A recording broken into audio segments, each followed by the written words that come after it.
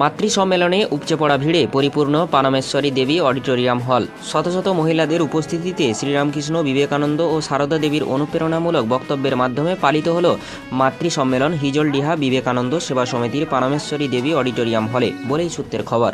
জানতে পারা গিয়েছে, হিজলডিহা বিবেকানন্দ সেবা সমিতির চুনি বর্ষ অর্থাৎ 40 বছর পূর্তি উপলক্ষে এই মাতৃ সম্মেলনের আয়োজন করেছেন এই সেবা সমিতির সম্পাদক বিকাশ পালোধি।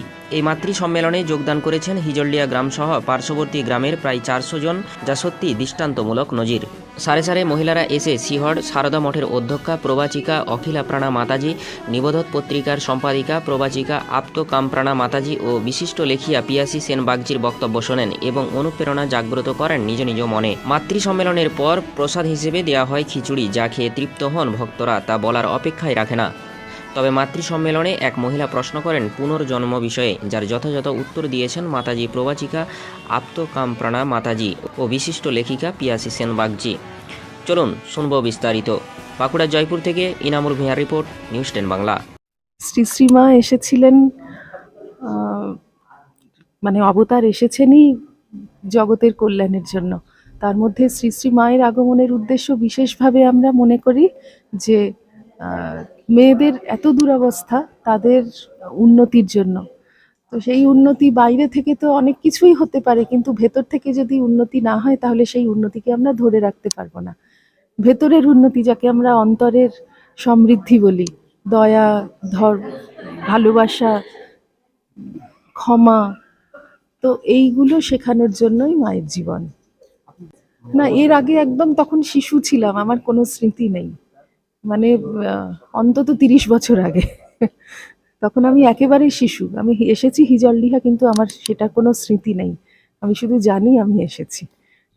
এখন এসে তো আমার খুবই ভালো লাগলো। এত সুন্দর মন্দির হয়েছে, এত বড় হল হয়েছে, এত কাজ হচ্ছে, বিকাশবাবু বললেন, এগুলো তো কিছুই আমার জানা ছিল না। শুনেছি, কিন্তু চোখে দেখা তো আরেক রকম।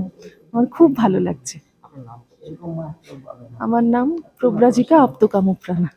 প্রশ্ন হচ্ছে, আমরা এই জন্মের ব্যাপারে বলি না, পূর্বজন্ম পরজন্ম, এই ব্যাপারটা কি?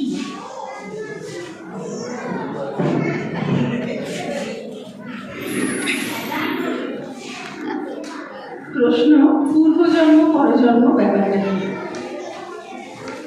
আমাদের শাস্ত্র যা বলছেন যে আমাদের সমস্ত কাজের মধ্যে সবকিছু, মানে কাজ মানে হাতে কলমে কাজ করছি দেখা যাচ্ছে তা নয়, যে আপনারা বসে আছেন, আপনারা একটা কাজ করছেন, আপনারা শুনছেন, আমি একটা কাজ করছি, আমি বলছি। আমাদের প্রত্যেকটা কাজ, প্রত্যেকটা চিন্তা আমাদের মনের ওপর একটা করে ছাপ ফেলে যায়। আমাদের মনটা একটা কাদার মতন, তার উপর ছাপ পড়ছে পড়ছে পড়ছে। প্রত্যেক মুহূর্তে আমরা কি করছি সেটা।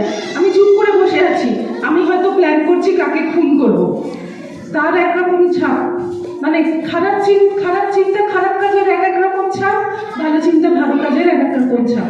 তাহলে প্রত্যেকটা কাজের জন্য আমার মানে সারা জীবন ধরে মনে করুন আমি কতগুলো ভালো চিন্তা করেছি, কতগুলো খারাপ চিন্তা করেছি, সেই অনুযায়ী আমার একটা চরিত্র কিন্তু তৈরি হচ্ছে। এইবার আমি যখন মারা যাব, তা মানে আমাদের শাস্ত্র বলে যে মারা যাওয়া মানে সব শেষ হয়ে যাওয়া নয়। আমার তো একটা মানে কি বলবো, আত্মা আছে, জানেন তো। মানে ভগবান হচ্ছেন পরমাত্মা, তিনি একরকম। আর প্রত্যেকটা জীবের মধ্যে আলাদা। যখন আমরা বলছি মানুষের মধ্যে ভগবান আছেন, সেই ভগবান আরেক রকম। মানে তাকে আমরা শাস্ত্রের ভাষায় বলি জীবাত্মা। সেই জীবাত্মা মানে কি, মানে ভগবানেরই অংশ, কিন্তু তার মধ্যে একটু অজ্ঞান আছে, যিনি ভুলে গেছেন যে আমি ভগবান। আমি যখন মারা যাচ্ছি তখন আমার এইগুলো সব থেকে যাচ্ছে, আমার শরীরটা নষ্ট হয়ে যাচ্ছে, বাইরের ইন্দ্রিয়গুলো নষ্ট হয়ে যাচ্ছে, কিন্তু থেকে যাচ্ছে কি, আমি যা যা চিন্তা করেছি, আমি যা যা কাজ করেছি, সেটার একটা সূক্ষ্ম শরীর বলে কথা আছে। শাস্ত্রের ভাষা সূক্ষ্ম শরীর। সেই সূক্ষ্ম শরীরে কি থাকে? আমার 5টা ইন্দ্রিয়, কর্মেন্দ্রিয়, 5টা জ্ঞানেন্দ্রিয়, 5টা প্রাণ, পঞ্চপ্রাণ আমাদের শরীরে ক্রিয়া করে। প্রাণ, উদান, ব্যান, সমান, এরকম 5টা প্রাণ, মানে হাওয়া, বায়ু, এই 3 5 15, আর তার সঙ্গে মন, বুদ্ধি।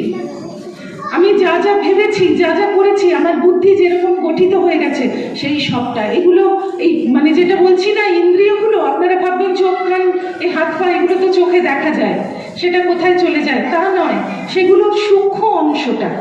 এইগুলো সব একসঙ্গে হয়ে যায়, তাকে বলে সূক্ষ্ম শরীর। সেইটা থাকে, মানে খুব সহজ ভাষায় বলতে গেলে হাওয়াতে ভেসে বেড়ায়।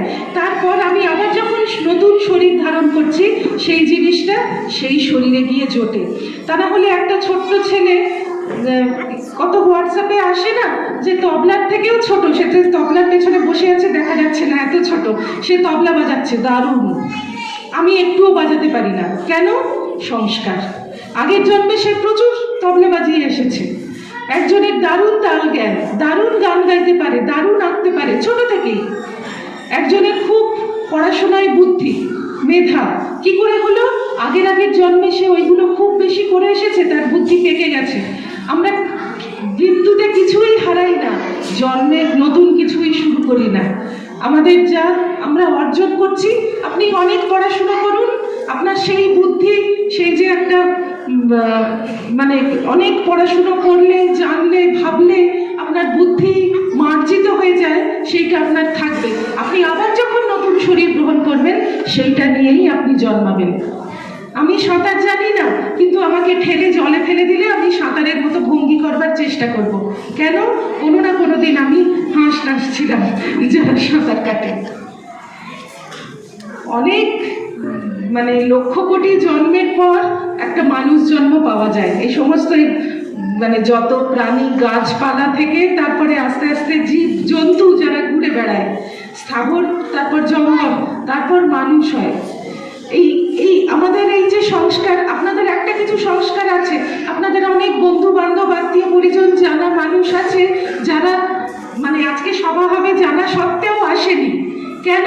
তারা আগের জন্মে এমন মন তৈরি করেনি যে ভালো জিনিস শোনবার মতন তাদের ইচ্ছে হয়।